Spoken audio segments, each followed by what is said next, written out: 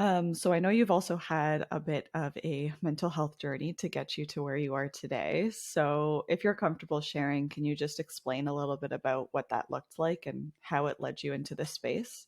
Yeah, I have absolutely had an interesting mental health journey. It was a kind of an interesting situation and I don't think this is so dissimilar for a lot of people. Um, I had a lot of success in my life. But like everybody else, I had some struggles, and so one of the things that I struggled with was weight, and so I had some issues around that, and I had a lot of issues around self image and those types of things. Um, and at the end of a marriage, and all of that, and that all the struggles that sort of come with that. um, uh, I Everything was moving along pretty good.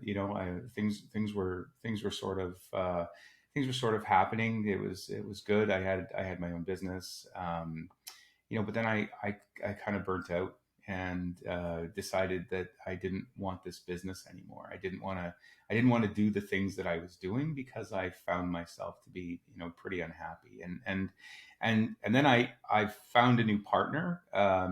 So I closed down one business with a partner and then opened another business. And I thought what I really wanted was I wanted kind of autonomy. I wanted somebody to run this business for me because it was sort of some of the stuff that I didn't want to do. And I got exactly what I wanted. But what I didn't understand is that I was walking into a world of this massive transition.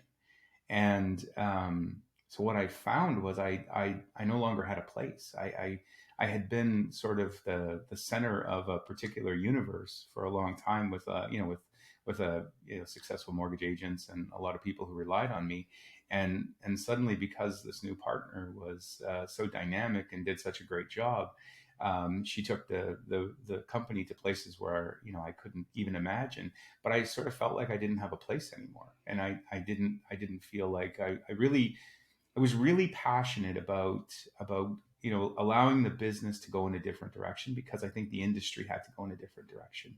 And to be honest, I really wanted to be a part of something that was women centric and led by women, because I personally believe that that's the future. I think the world would be a better place if more women were in charge.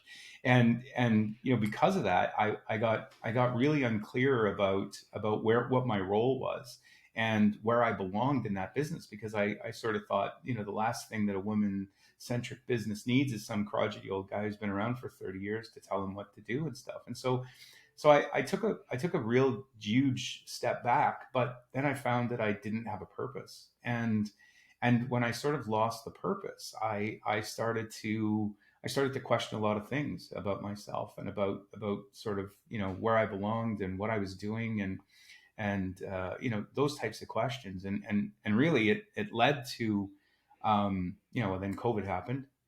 And like a lot of people, I mean, not everybody else, but a lot of people went through a lot of suffering, and I was no exception to that. I sort of sat on the couch for 2 years and didn't do a whole lot. I sort of stopped growing. I stopped reading. I self-medicated with marijuana.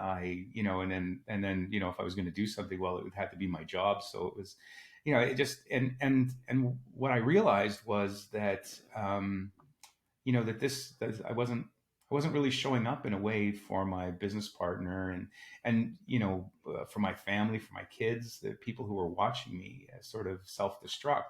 Um, and then I started to get really hard on myself, right? I'm like, oh my God. And then the sort of spiral just got worse and worse and worse. And until it kind of, I guess, it bottomed out, like a lot of things do.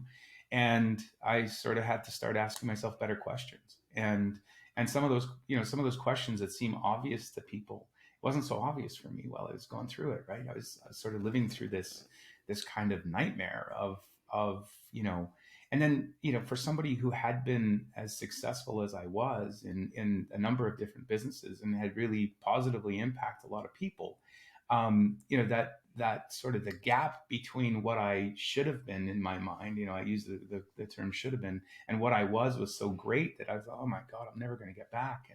And, you know, which led to more self doubt and more self destructive talk and stuff. And so that's, you know, that's kind of, that was that part of the journey. Yeah.